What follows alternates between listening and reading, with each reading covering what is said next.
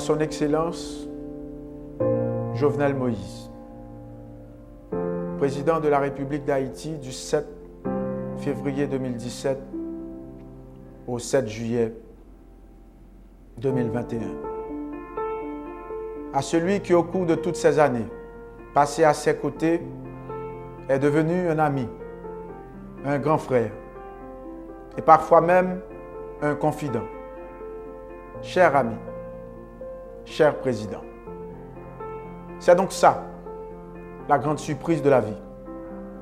Aujourd'hui, soit le jour même de tes funérailles, je te rends hommage. Oui, hommage. Parce que c'est fini. Parce que tu n'es plus. Parce que des assassins t'ont lâchement enlevé la vie. Jamais, Monsieur le Président, tu ne m'appelleras El Hombre. Cette façon affective de m'appeler El Hombre, petit frère, c'est fini. C'est fini, mais ceux qui t'ont assassiné n'ont pas gagné. Ah non, ils n'ont pas gagné. Ils t'ont peut-être enlevé la vie, mais ils ont donné une force et une énergie inébranlables au peuple haïtien dans sa quête constante de changement, de mieux-être et de la construction d'un bien meilleur pays. Monsieur le Président, je ne peux ne pas témoigner à ton égard mon respect indéfectible. Pendant ces 4 années et demie passées à la tête de l'État, j'ai été à tes côtés. J'ai appris à te connaître. J'ai été le plus jeune à ton cabinet au Palais national.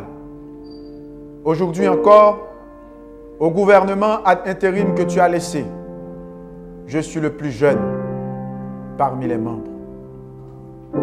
Donc, très jeune, j'ai cheminé à tes côtés dans les moments les plus difficiles de ton exercice de pouvoir. Bien que nous n'avons pas toujours été d'accord, mais entre nous, il y a toujours eu du respect et une admiration réciproque. En ces temps d'adieu et des derniers hommages, je songe encore à notre dernière conversation, notre toute dernière conversation. Je t'avais fait la promesse qu'à la fin de ton mandat, le 7 février 2022, nous reprendrons cette conversation, mais de façon plus profonde. On parlait de tant de choses, d'élections, de référendums, de mysticisme dans la vie politique haïtienne, de l'avenir, de tes projets, ainsi que de mes projets. Je n'ai jamais pensé un instant que j'allais te perdre, que le pays allait te perdre.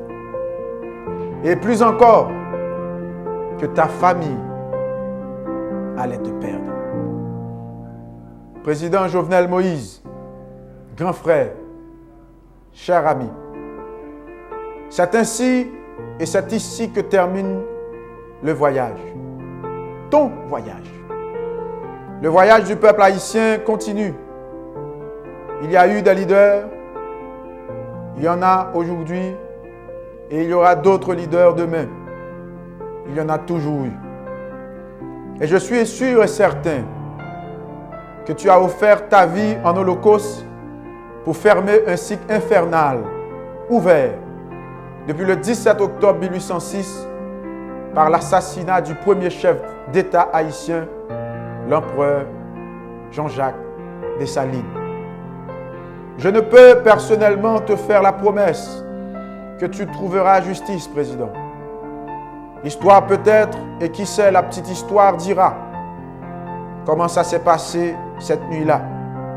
Peut-être, déjà, beaucoup de monde sait, dans les détails, la façon dont tu as été livré, liquidé, trahi. Je ne peux donc personnellement te faire la promesse de justice. Il est évident que c'est ce que j'espère. Il est évident que c'est mon souhait, que c'est mon attente. Mais je sais, les forces obscurantistes sont puissantes et peuvent facilement falsifier les résultats de l'enquête et avec le verdict final des juges. Mais malgré tout, je tiens à te faire une promesse. Tes idées, tes rêves, tes souhaits, tes aspirations pour les vulnérables et les plus pauvres, non seulement j'y tiens, je sais aussi que les forces de la nature se mettent déjà en œuvre pour que le peuple haïtien puisse vivre dans le respect, la dignité et le progrès. Pars en paix, Président. Traverse l'autre dimension de la vie avec sérénité, car la fin de cette vie, ce n'est pas la fin de toute vie. J'espère qu'un jour, nous nous reverrons. Puisse les guides spirituels t'accompagnent dans ce voyage et te viennent en aide, si nécessaire bien sûr. Au revoir, Président Jovenel Moïse. Paix à ton âme. Bon voyage.